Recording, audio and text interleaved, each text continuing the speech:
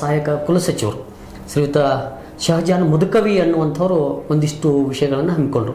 ಈ ಜಾನಪದದ ವಿಷಯದ ಮೇಲೇ ಜಾನಪದದ ಹಾಡುಗಳನ್ನು ಮುಂದಿಟ್ಕೊಂಡು ಅಶ್ಲೀಲವಾಗಿರ್ತಕ್ಕಂಥ ಪದಗಳನ್ನು ಟ್ಯಾಕ್ಟರ್ಗಳಲ್ಲಿ ಬಳಸುವಂಥದ್ದು, ಭಜನೆ ಪದಗಳಲ್ಲಿ ಬಳಸುವಂಥದ್ದು, ಡೊಳ್ಳಿನ ಹಾಡುಗಳಲ್ಲಿ ಬಳಸುವಂಥ ಒಂದು ಪದ್ಧತಿ ಇತ್ತೀಚೆಗೆ ಕಂಡು ಬರ್ತಾ ಇದೆ. ಆ ಒಂದು ಪಾವಿತ್ರ್ಯತೆ ಜಾನಪದ ಸಂಸ್ಕೃತಿಗೆ ಆಗ್ತಕ್ಕಂಥ ಒಂದು ಹೇಯ ಕೃತ್ಯ ಅದು. ಅದನ್ನು ತಡೆಗಟ್ಟುವಂಥ ನಿಟ್ಟಿನಲ್ಲಿ ಸಂಘ ಸಂಸ್ಥೆಗಳು ಮತ್ತು ಸಾಹಿತಿಗಳಾದಂಥವರು, ಕಲಾವಿದರಾಗಿರ್ತಕ್ಕಂಥವ್ರು ಸ್ವಲ್ಪ ಗಮನ ಹರಿಸಬೇಕು ಅನ್ನುವಂಥ ಒಂದು ಆಶಯವನ್ನು ಅವರು ವ್ಯಕ್ತ ಮಾಡಿದರು ಸರ್. ಜೊತೆಗೆ ಈ ಸಂದರ್ಭದೊಳಗೆ ನಮ್ಮ ಅಖಂಡ ತಾಲೂಕಿನಲ್ಲಿ ಒಂದು 25 ಜನ ಎಲ್ಲಿಯೂ ಅವರು ಪ್ರಚಾರಕ್ಕೆ ಸಿಕ್ಕಿಲ್ಲ ಮತ್ತು ಬರವಣಿಗೆಗೂ ಅವರು ಸಿಕ್ಕಿಲ್ಲ ಸರ್. ಅಂಥ ಜನಪದಕ್ಕೆ ತಮ್ಮ ಜೀವನವನ್ನೇ ಮುಡುಪಾಗಿಟ್ಟಿರ್ತಕ್ಕಂಥ ಒಂದು 25 ಜನ ಸಾಧಕರನ್ನು ಗುರುತಿಸಿ ಡಾಕ್ಟರ್ ಬೆಟಗೇರಿ ಕೃಷ್ಣ ಶರ್ಮಾ ಅವರ ಹೆಸರಿನ ಮೇಲೆ ಪ್ರಶಸ್ತಿಯನ್ನು ಕೊಟ್ಟದ್ದು ನಮಗೆ ಬಹಳ ಸಾರ್ಥಕತೆ ಅಂತ ಅನಿಸ್ತದೆ. ಯಾಕಂತ ಕೇಳಿದ್ರೆ ಕಲಾವಿದರನ್ನು ಗುರುತಿಸೋದು ಅಷ್ಟೇ ಮುಖ್ಯ. ಎಲೆ ಮರೆ ಕಾಯಿ ಎಲ್ಲೆಲ್ಲೋ ಮರೆತು ಹೋಗಿಬಿಡ್ತಾ ಇರ್ತಾರ. ಹೌದು ಸರ್. ಅಂತ ಪ್ರಸಂಗ ಅವ್ರನ್ನ ತಂದು ನೀವು ಪರಿಚಯ ಮಾಡಿದ್ದು, ಜನಕ್ಕೆ ತಿಳಿಸಿದ್ದು. ಒಬ್ಬ ಇದ್ದಾರ, ಒಬ್ಬ ಕವಿ ಇದ್ದಾನ, ಕಲಾಕಾರ ಇದ್ದಾನ, ಇಂಥ ಹಾಡುಗಾರ ಇದ್ದಾನ ಅಂದಾಗ ಸಹಜ ಅವ್ರಿಗೆ ಆಗುತ್ತಿರೋ ಖುಷಿ ಅದೇನು ಹೇಳಿಕ್ಕೆ ಆಗಲ್ಲ ಸರ್. ಯಾಕಂದರೆ ಈ ಜಾನಪದ ಅಂತ ಅಷ್ಟೇ ಅಲ್ಲ, ಎಲ್ಲ ಕಲೆಗಳಿಗೂ, ಅದು ಲಲಿತ ಕಲೆಗಳಿರಲಿ, ಶಿಷ್ಟ ಕಲೆಗಳಿರಲಿ ಅಥವಾ ಜಾನಪದ ಕಲೆಗಳಿರಲಿ, ಇದು ಜಾತಿ ಧರ್ಮವನ್ನು ಮೀರಿದ್ದು ಸರ್.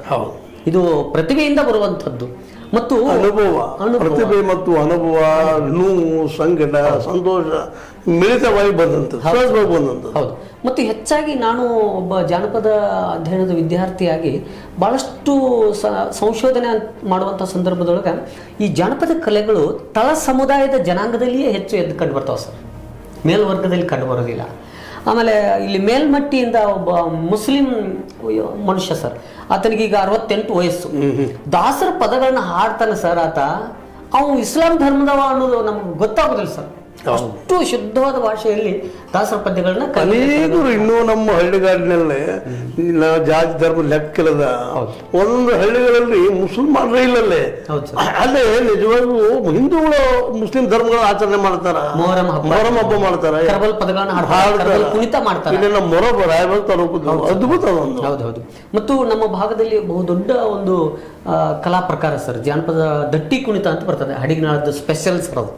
ಹಡಿಗನಾಳ್, ಉದಗಟ್ಟಿ, ಮಸುಗುಪ್ಪಿ, ವಡೆರಟ್ಟಿ, ಧರ್ಮಟ್ಟಿ, ಪುಲ್ಲಗಡ್ಡಿ ಇಂಥ ಹಳ್ಳಿಗಳಲ್ಲೆಲ್ಲ ಕಂಡು ಬರ್ತದೆ. ಇಡೀ ಉತ್ತರ ಕರ್ನಾಟಕದಲ್ಲಿ ಅದೊಂದು ವಿಶಿಷ್ಟವಾದ ಜಾನಪದ ಕಲೆ. ಹಾಗಾಗಿ ಅಲ್ಲಿ ಆ ಕಲಾವಿದರು ಇರೋದ್ರಿಂದ ಈ ಸಮ್ಮೇಳನವನ್ನ ಅಲ್ಲಿ ಮಾಡಿದ್ದು ಕೂಡ ಒಂದು ನಮ್ಮ ಸಾರ್ಥಕತೆ ಕಂಡು ಬರ್ತದೆ. ಅಲ್ಲಿ ಮುತ್ತೇಶ್ವರ ಹುಣಸಿ ಬಣ ಅಂತಿದೆ ಸರ್, ಅದೊಂದು ಪುಣ್ಯಕ್ಷೇತ್ರ ಸರ್. ಅಲ್ಲಿ ಅನ್ನಪ್ರಸಾದ ಮಾಡಿದ್ರು, ನಮ್ಮ ಹಡಿಗನಾಳದ ಗ್ರಾಮಸ್ಥರೆಲ್ಲ ಸೇರ್ಕೊಂಡು ಆತಿಥ್ಯ ಕೊಟ್ಟಿದ್ರು, ಭೋಜನದ ವ್ಯವಸ್ಥೆಯನ್ನು. ಸಮ್ಮೇಳನದಲ್ಲಿ ಎಲ್ಲರೂ ಅದನ್ನೇ ಮಾತಾಡಿದ್ದು ಸರ್.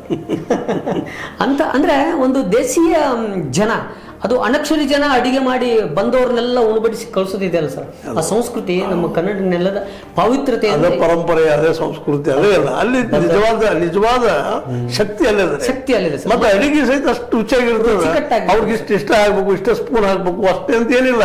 ತಮ್ಮ ಮುಟ್ಟಿಗೆ ಏನ್ ಹಾಕ್ಬಿಡ್ತಾರೆ ಸರ್, ಖುಷಿ ಪಡ್ತಿರ್ತಾರೆ. ಮತ್ತೆ ಇಷ್ಟ ಹಾಕಿದ್ರೆ ಆಗ್ತದೆ, ಅವ್ರು ಸಹಜ ಅನಿಸ್ಬಿಡ್ತದೆ.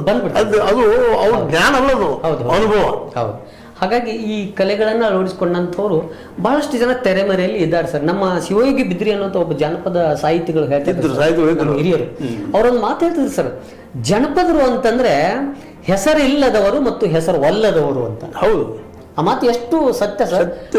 ಅಂಥವ್ರು ಸನ್ಮಾನ ನೋಡ್ರಿ. ನಮ್ಮ ಪ್ರಾಚೀನ ಸಾಹಿತ್ಯ ಹುಡುಕಿ ನೋಡ್ರಿ, ನಿಮ್ಮ ಕವಿ ಹೆಸರು ಶಿವದಲ್ಲಿ ಕೇಳಿದ್ರು. ಹೌದು ಸರ್, ಹೌದೌದು. ಅಷ್ಟು ಅವರು ಅದ್ರ ಬಗ್ಗೆ ವಿನೀತ ಭಾವನೆ ಅಲ್ರಿ, ಅದು ನಮ್ಗೆ ನಿರ್ಲಕ್ಷ್ಯಪ. ದೈವದಿಗಿಂತ ಇನ್ನೊಂದಿಗೆ ದೊಡ್ಡದು ಯಾವುದಿಲ್ಲ ಅನ್ನುವಂಥ ಮನೋಭಾವ ನಮ್ಮಲ್ಲಿ ಹಂಗಿಲ್ಲ. Westernise culture